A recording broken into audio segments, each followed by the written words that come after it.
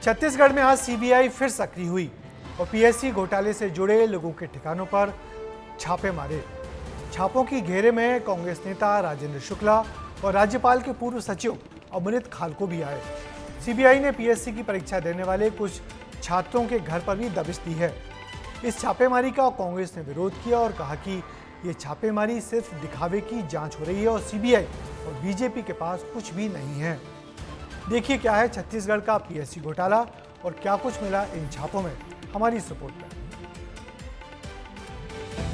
CGPSC घोटाला 2020 से 2022 के दौरान राज्य लोक सेवा आयोग की भर्ती परीक्षा में बड़ा घोटाला हुआ था, जिसकी जांच बाद में सीबीआई को सौंप दी गई थी। अब इसी घोटाले के तार कांग्रेस नेता राजेंद्र शुक्ला और राज्यपाल के पूर्व सचिव अमृत खालको से जुड़ रहे हैं, जिसको लेकर आज इनके घर पर छापेमार कार्रवाई भी की गई है।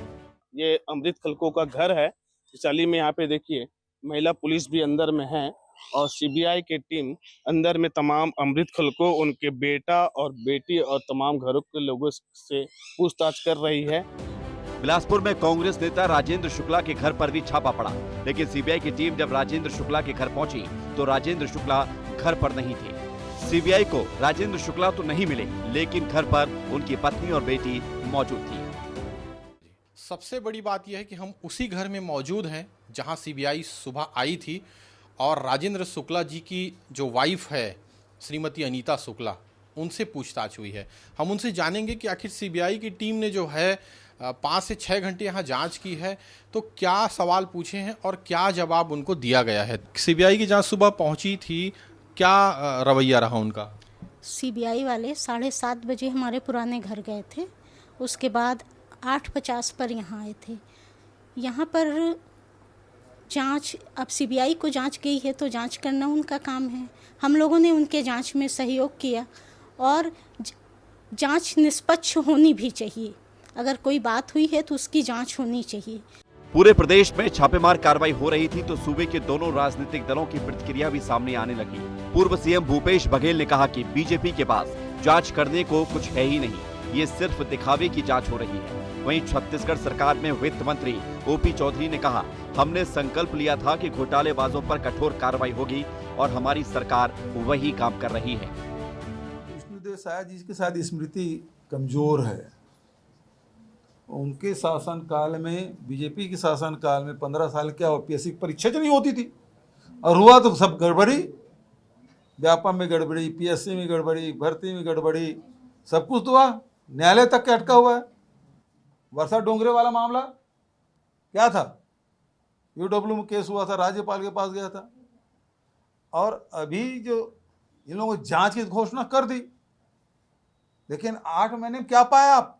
मोदी की गारंटी के तहत हमारी पार्टी ने हमारे संकल्प पत्र में ऐलान किया था कि पीएससी में जो छत्तीसगढ़ की युवा भाई बहनों के साथ अन्याय हुआ है उस पर कठोर कार्रवाई की जाएगी और उसी तारतम्य में विष्णुदेव साय जी के नेतृत्व में हमारी सरकार ने सीबीआई जांच का निर्णय लिया है और सीबीआई जांच उस पर चल रही है। छत्तीसगढ़ की युवा भाई बहनों के साथ विष्णुदेव साय जी की हमारी सरकार निश्चित रूप से नेतृत्व करेगी। इस पूरी घटना पर सीएम विष्णुदेव साय ने ट्वीट भी किया और लिखा, भ्रष्टाचारियों पर ऐसे ही कार्रवाई होती रहेगी तो प्रदेश के युवाओं को न्याय मिलकर रहेगा। अब ये पीएससी घोटाला क्या है, जरा ये भी समझिए।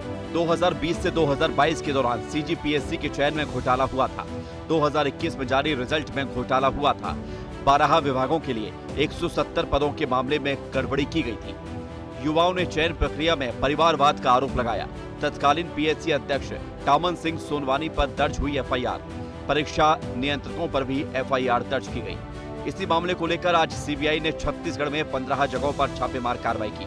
सीबीआई ने आज अभ्यर्थियों के यहां पर भी छापेमारी की। सीबीआई ने 16 ऐसे अभ्यर्थियों को नामजद किया है जिनकी डिप्टी कलेक्टर, पुलिस उपाधीक्षक समेत अन्य बड़े पदों पर नियुक्ति हुई थी।